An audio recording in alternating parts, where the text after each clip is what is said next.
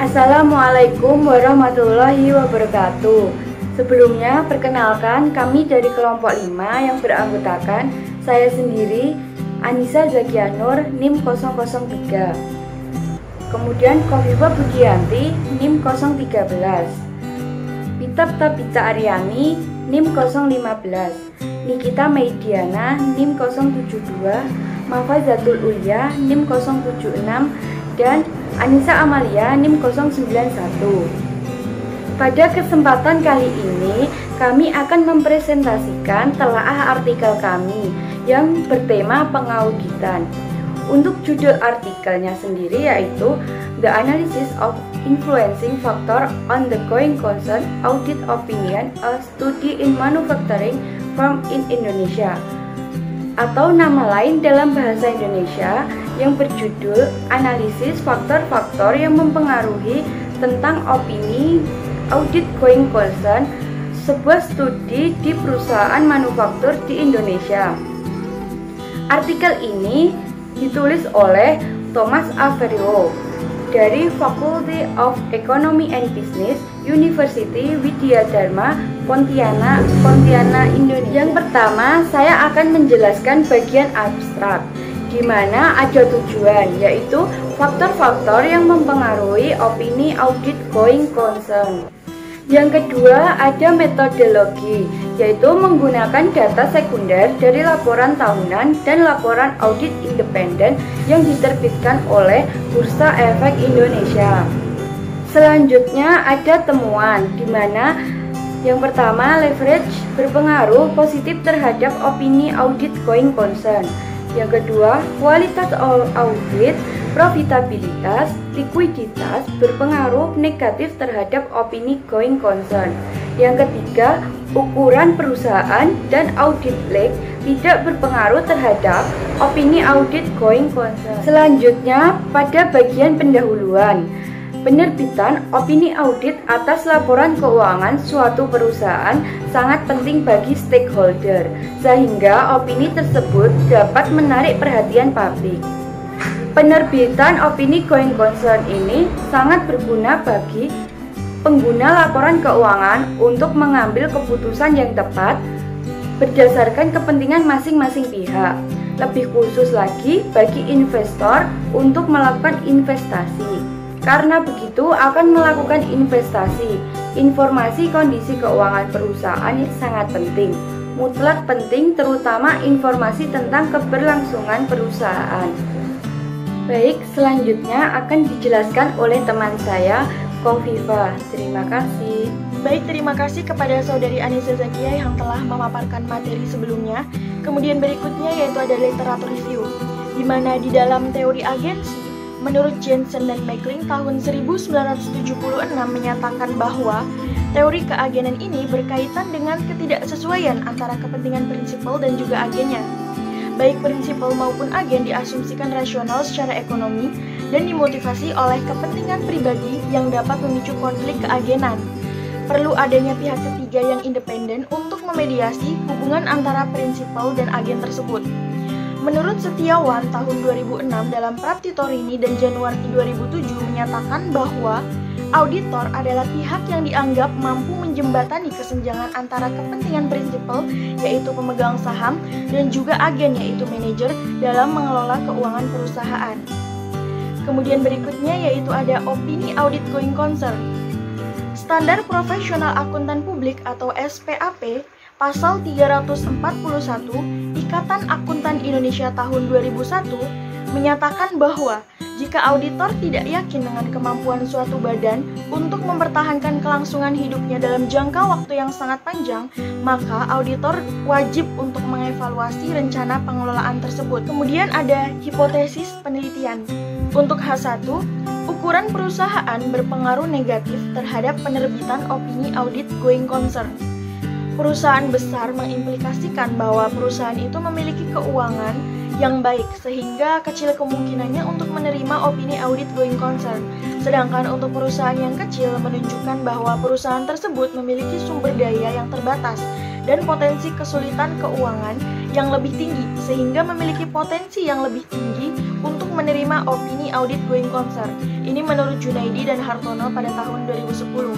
Dan untuk H2 yaitu menyatakan bahwa kualitas audit berpengaruh positif terhadap penerbitan opini audit going concern.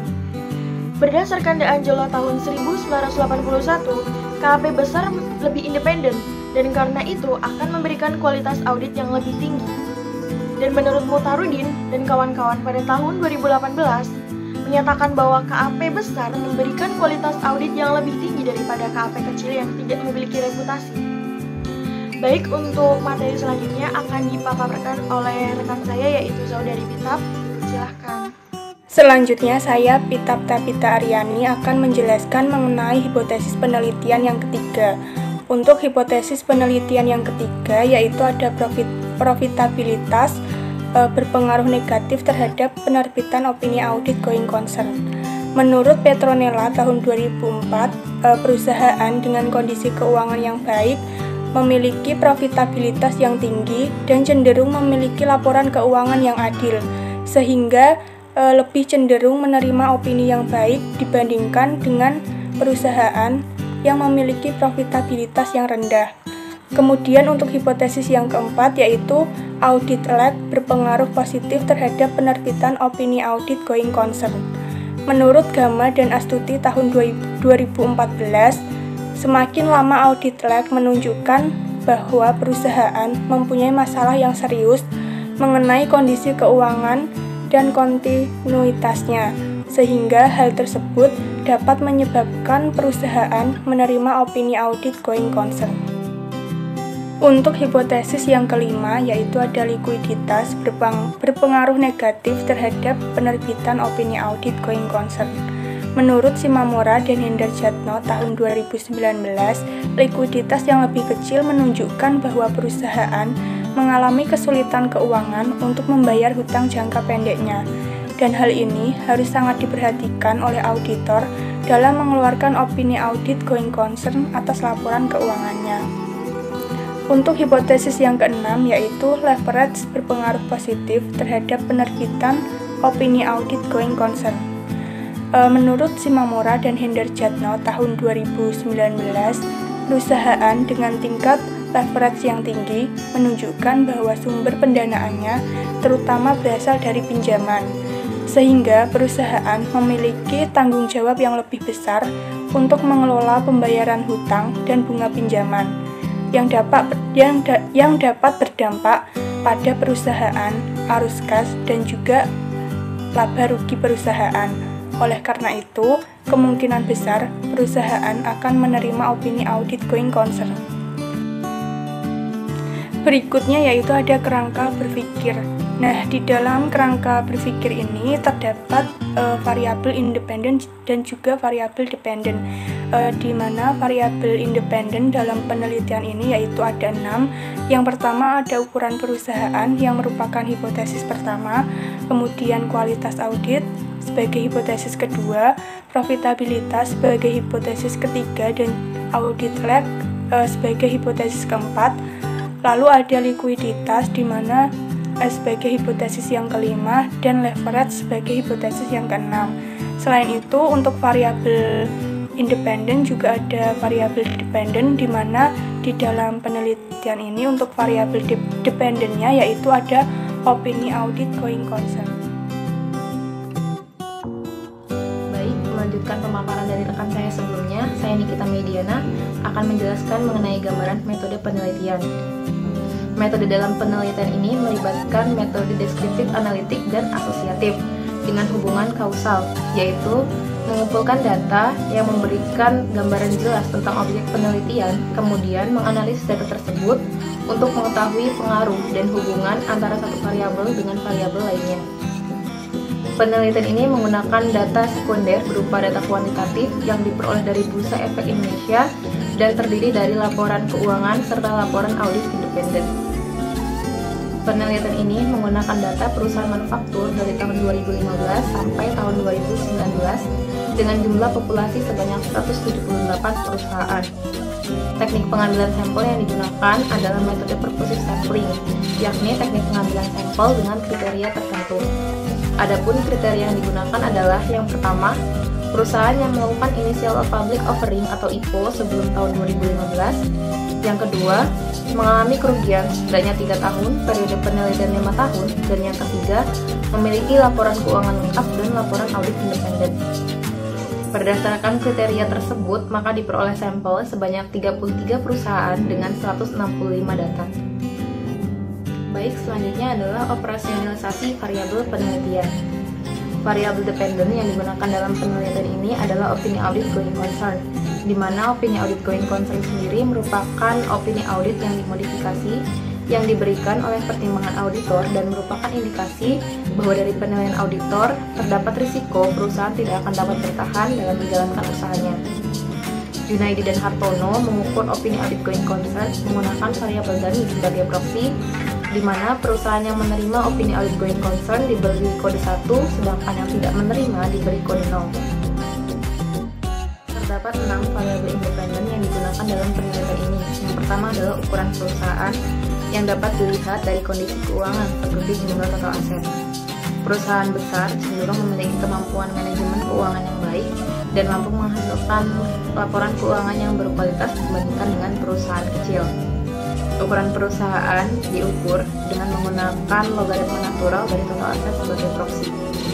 Yang kedua adalah kualitas audit yang mempengaruhi pengambilan keputusan oleh investor.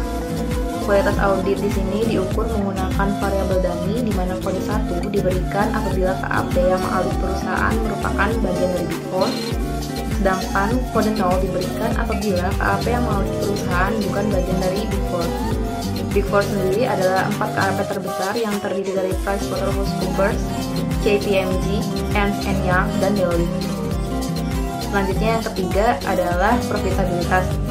Profitabilitas sendiri didefinisikan sebagai kemampuan perusahaan dalam mengembalikan investasi berdasarkan sumber dayanya dibandingkan dengan investasi alternatif.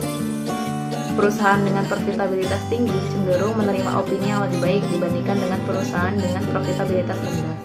Profitabilitas dalam penelitian ini dinilai menggunakan proksi dari net profit margin atau NPM dengan rumus laba bersih sebelum pajak dibagi penjualan bersih. Variabel independen yang keempat adalah audit lag, di mana audit lag merupakan jumlah hari antara tanggal akhir laporan keuangan dan tanggal laporan audit. Di mana semakin lama, audit lag menunjukkan bahwa perusahaan memiliki masalah serius mengenai kondisi keuangan dan kontinuitasnya, sehingga dapat menyebabkan perusahaan memperoleh opini audit going concern. Audit lag diukur dari jumlah hari antara tanggal akhir laporan keuangan sampai dengan tanggal penerbitan laporan audit. Yang kelima adalah likuiditas, di mana likuiditas didefinisikan sebagai kemampuan perusahaan memenuhi kewajiban lancarnya. Semakin rendah, nilai likuiditas menunjukkan bahwa perusahaan hanya memiliki sedikit aset yang harus dipenuhi untuk membayar kewajiban lancarnya. Sedangkan semakin tinggi nilai likuiditas menunjukkan bahwa perusahaan memiliki kemampuan membayar hutang jangka pendeknya. Likuiditas dihitung atau diukur menggunakan rasio cepat sebagai proksi, di mana menurut Simamora dan Herdayanto 2019, rasio cepat diukur menggunakan rumus total aset lancar dikurang persediaan dibagi kewajiban lancar. Variabel independen terakhir adalah leverage, di mana leverage menjadi indikator untuk menentukan kemampuan perusahaan dalam memenuhi hutang jangka pendek dan jangka panjangnya. Perusahaan dengan tingkat leverage tinggi menunjukkan bahwa sumber pendanaannya terutama dari pinjaman, sehingga perusahaan memiliki tanggung jawab yang lebih besar untuk mengelola pembayaran hutang dan bunga pinjaman yang dapat berdampak pada arus kas dan laba rugi perusahaan. Rasio leverage diukur menggunakan debt to asset ratio, yaitu kewajiban lancar dibagi dengan total aset. Selanjutnya adalah metode analisis. Data dalam penelitian ini dianalisis menggunakan software analisis statistik SPSS 2.4.0. Metode analisis data yang digunakan meliputi uji kesesuaian model secara keseluruhan, uji kesesuaian model, uji koefisien determinan, persamaan regresi logistik, dan uji hipotesis, di mana tingkat signifikansi yang digunakan dalam uji hipotesis adalah 5%. Hasil analisis akan dipaparkan oleh rekan saya selanjutnya. Saya Mafazatul Ulia. Pembahasan selanjutnya adalah hasil analisis deskriptif. Yang pertama adalah ukuran perusahaan. Dalam tabel 2 ditunjukkan bahwa rata-ratanya adalah 28,13 dengan standar deviasi 1,43 dan minimum 22,76, maksimum 31,71. Yang kedua adalah kualitas audit. Rata-rata perusahaan yang diaudit oleh KAP Big Four sebesar 0,37 atau 37%, dan sisanya diaudit oleh KAP non-Big Four dengan standar deviasi 0,48. Variabel kualitas audit diukur dengan menggunakan variabel tiruan minimal 0 dan maksimal 1. Artinya, ada perusahaan yang diaudit KAP Big Four berkode 1 dan KAP non-Big Four berkode 0. Selanjutnya adalah profitabilitas. Rata-rata profitabilitas yang diukur dengan NPM adalah minus 2,20. Hal ini menunjukkan bahwa sebagian besar perusahaan dalam sampel penelitian ini mengalami kerugian selama bertahun-tahun. Standar deviasi adalah 24,23 dengan nilai minimum minus 310,46 dan maksimum 6,21. Selanjutnya adalah audit lag. Dalam tabel 2 ditunjukkan bahwa waktu yang dibutuhkan oleh KAP untuk menyelesaikan laporan audit dari tanggal akhir laporan keuangan rata-rata adalah 93,03 hari. Durasi minimum 53 hari dan durasi maksimum 209 hari dengan standar deviasi 27,73. Selanjutnya adalah likuiditas. Rata-rata tingkat likuiditas perusahaan yang diukur dengan quick ratio adalah 0,83 dengan standar deviasi 0,87 dan tingkat likuiditas minimum dan maksimum masing-masing adalah 0,02 dan 5,06. Selanjutnya adalah leverage. Rata-rata leverage perusahaan yang diukur dengan DAR adalah 0,83 dengan standar deviasi 0,91 dan leverage perusahaan minimum dan maksimum masing-masing adalah 0,08 dan 5,07. Selanjutnya adalah opini audit going concern. Rata-rata perusahaan yang menerima opini audit going concern sebesar 0,25 atau 25% dan sisanya diterima oleh auditor non-going concern. Opini audit going concern diukur dengan menggunakan variabel tiruan minimal 0 dan maksimal 1. Artinya ada perusahaan yang menerima opini audit going concern dengan kode 1 dan perusahaan yang menerima opini audit non-going concern berkode 0. Selanjutnya adalah hasil uji hipotesis. Yang pertama adalah ukuran perusahaan memiliki nilai signifikan lebih dari 0,05 yang menunjukkan bahwa ukuran perusahaan tidak berpengaruh signifikan terhadap opini audit going concern. Berdasarkan hasil ini, H1 ditolak. Ukuran perusahaan bukan merupakan indikator utama auditor untuk mengeluarkan opini audit going concern, karena ukuran perusahaan yang diukur dari total aset tidak mencerminkan kinerja perusahaan dalam menghasilkan laba atau kemampuan perusahaan untuk mempertahankan kelangsungan bisnisnya.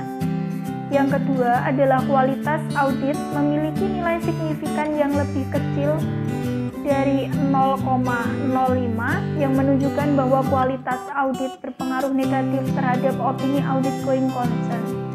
Berdasarkan hasil ini, H2 diterima. Hasil penelitian ini menunjukkan bahwa KAP non-Big Four cenderung lebih sering mengeluarkan opini audit going concern kepada audisi dibandingkan dengan KAP Big Four. Selanjutnya adalah profitabilitas yang diukur melalui NPM memiliki nilai signifikan kurang dari 0,05 yang menunjukkan bahwa profitabilitas berpengaruh negatif terhadap opini audit going concern. Berdasarkan hasil uji model ini, H3 diterima. Tingkat profitabilitas yang rendah menunjukkan bahwa perusahaan memiliki kinerja yang mengecewakan, dan hal ini dapat menimbulkan keraguan atas kemampuan perusahaan dalam mempertahankan kelangsungan hidupnya. Materi selanjutnya akan dijelaskan oleh teman saya, Anissa. Baik, saya Anissa Amalia. Saya akan melanjutkan pembahasan mengenai hasil analisis hipotesis. Hipotesis yang keempat yaitu audit lab memiliki nilai signifikansi lebih besar dari 0,05 yang menunjukkan bahwa audit lab tidak berpengaruh terhadap opini audit going concern. Nah, berdasarkan hasil pengujian ini, maka hipotesis 4 ditolak. Waktu yang dibutuhkan untuk menyelesaikan audit atas laporan keuangan suatu perusahaan tidak dapat dijadikan sebagai indikator untuk memperkirakan apakah perusahaan tersebut memiliki kemampuan yang buruk dalam mempertahankan kelangsungan usahanya. Waktu yang lebih lama untuk menyelesaikan audit laporan keuangan dapat disebabkan oleh kendala dalam proses audit, laporan yang tidak lengkap, dan lain sebagainya. Kemudian hipotesis yang kelima yaitu rasio likuiditas yang diukur melalui quick ratio memiliki nilai signifikansi yang lebih kecil dari 0,05 yang menunjukkan bahwa likuiditas berpengaruh negatif terhadap opini audit going concern. Nah, dari hasil ini maka hipotesis 5 diterima. Tingkat likuiditas yang rendah menunjukkan bahwa dalam jangka pendek perusahaan tidak dapat memastikan pembayaran hutang yang menjadi kewajiban finansialnya. Hal ini menandakan bahwa perusahaan memiliki kondisi keuangan yang kurang baik. Kondisi keuangan dengan tingkat likuiditas yang rendah menimbulkan keraguan atas kemampuan perusahaan dalam mempertahankan kelangsungan hidupnya. Kemudian hipotesis yang keenam yaitu leverage yang diukur dengan debt to asset ratio memiliki nilai signifikansi lebih kecil dari 0,05 yang menunjukkan bahwa leverage berpengaruh positif terhadap opini audit going concern. Dari hasil ini, maka hipotesis 6 diterima. Rasio utang yang tinggi menunjukkan bahwa pembiayaan perusahaan bersumber dari pinjaman, dan ini sangat berisiko. Jika perusahaan tidak didukung oleh kinerja keuangan yang baik, maka kemungkinan besar perusahaan akan gagal membayar hutangnya, sehingga hal ini dapat menimbulkan keraguan atas kemampuan perusahaan dalam menjaga kelangsungannya. Yang selanjutnya yaitu kesimpulan. Hasil analisis regresi logistik untuk mengetahui faktor-faktor yang mempengaruhi opini audit going concern dengan data penelitian perusahaan manufaktur yang terdaftar di BEI dari tahun 2015 hingga 2019 dapat disimpulkan bahwa leverage berpengaruh positif terhadap opini audit going concern. Hal ini menunjukkan bahwa perusahaan dengan debt ratio yang tinggi kemungkinan besar akan mengalami kesulitan finansial dan kontinuitas. Kemudian, kualitas audit, profitabilitas, dan likuiditas berpengaruh negatif terhadap opini audit going concern. Nah, sedangkan ukuran perusahaan dan audit lab tidak berpengaruh terhadap opini audit going concern. Selanjutnya yaitu implikasi. Opini audit going concern yang diberikan oleh auditor didasarkan pada beberapa pertimbangan, terutama kondisi keuangan yang memiliki peran yang sangat penting dalam pertimbangan tersebut. Perusahaan dengan kondisi keuangan yang buruk, seperti tingkat leverage yang tinggi, mengandung arti bahwa perusahaan tersebut didominasi oleh pinjaman, sehingga perusahaan memiliki kewajiban lebih untuk mengelola pembayaran hutang dan bunga pinjaman yang dapat mempengaruhi arus kas serta laba rugi perusahaan. Di sisi yang sama, profitabilitas dan likuiditas yang rendah juga mengimplikasikan bahwa suatu perusahaan memiliki keraguan untuk menjamin hutang jangka pendeknya dan rendahnya kemampuan untuk memperoleh laba yang menempatkan perusahaan pada masalah kelangsungan usaha. Faktor-faktor tersebut sangat penting bagi investor untuk analisis investasi dan sangat penting untuk auditor dalam menjalankan tugasnya. Temuan penelitian ini juga membuktikan penelitian sebelumnya tentang faktor-faktor penentu yang mempengaruhi opini audit going concern. Selanjutnya yaitu keterbatasan penelitian dan rekomendasi. Terdapat beberapa keterbatasan dalam penelitian ini. Yang pertama, kualitas audit dapat diukur dengan menggunakan proksi lain selain Big 4 AP, seperti keahlian auditor atau Herfindahl-Hirschman Index. Yang kedua, penelitian ini hanya melibatkan 6 variabel independen. Dan yang terakhir, objek penelitian ini terbatas pada perusahaan manufaktur yang ada di Indonesia. Kemudian rekomendasi dari penulis untuk penelitian selanjutnya yaitu dapat memasukkan lebih banyak lagi variabel independen. Contohnya seperti opini shopping, financial distress, dan lain sebagainya. Sekian penjelasan mengenai gambaran artikel dari kelompok kami. Yang selanjutnya yaitu kami akan membahas telaah artikel. Yang selanjutnya ada telaah artikel. Yang pertama ada telaah abstrak, di mana abstrak sudah menjelaskan tujuan dari penelitian. Kemudian abstrak tidak menjelaskan variabel. Abstrak sudah menjelaskan metode penelitian dengan lengkap. Kemudian yang terakhir, abstrak sudah menggambarkan isi dari penelitian.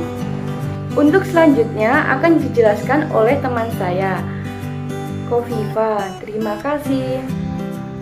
Untuk telaah yang kedua yaitu ada telaah pendahuluan, di mana menurut kelompok kami di dalam pendahuluan ini sudah dijelaskan mengenai research gap, akan tetapi belum ditemukan adanya fenomena GAP. Untuk pendahuluan sendiri sudah bisa menjelaskan inti dari penelitian. Baik, melanjutkan penjelasan sebelumnya dari teman saya, berikutnya saya akan menjelaskan mengenai telaah literatur review. Untuk telaah yang pertama yaitu penjelasan terkait variabel di dalam literatur review ini, variabel yang digunakan kurang lengkap. Kemudian untuk telaah yang kedua, di dalam literatur review ini sudah memberikan penjelasan mengenai grand theory yang digunakan, yaitu teori agensi. Kemudian telaah yang ketiga, penjelasan terkait dengan hipotesis penelitian sudah cukup rinci, sehingga untuk pengembangan hipotesisnya sudah cukup jelas. Mungkin itu saja penjelasan dari saya mengenai telaah literatur review. Untuk selanjutnya akan dijelaskan oleh teman saya. Baik, selanjutnya adalah telaah mengenai metode penelitian. Menurut kelompok kami, metode penelitian yang dipaparkan sudah cukup lengkap dan bahasa yang digunakan cukup mudah untuk dipahami. Sumber data, sampel, dan populasi telah dijelaskan dengan baik. Operasionalisasi variabel juga telah dipaparkan dengan baik, meskipun ada variabel yang belum didefinisikan secara jelas dan lengkap. Banyaknya metode analisis yang digunakan, banyaknya pengukuran, dan banyaknya variabel penelitian membuat penelitian ini sedikit membutuhkan pemahaman lebih untuk dapat dipahami. Selanjutnya akan disampaikan oleh rekan saya. Saya Mafazatul Ulia. Penjelasan selanjutnya adalah telaah hasil analisis. Yang pertama, deskripsi hasil sudah cukup jelas meskipun sangat terbatas. Yang kedua, bahasa yang digunakan dalam artikel sangat mudah dipahami. Penjelasan selanjutnya akan dijelaskan oleh teman saya, Anissa Amalia. Selanjutnya yaitu telaah kesimpulan. Terdapat beberapa telaah kesimpulan yang ada pada artikel tersebut. Yang pertama, kesimpulan telah digambarkan dengan sangat jelas dan lengkap terkait dengan temuan atas hasil penelitian yang telah dilakukan. Selanjutnya, implikasi sudah sangat jelas dan mudah dipahami dengan menggunakan bahasa yang cukup sederhana. Dan yang terakhir, keterbatasan penelitian dan rekomendasi.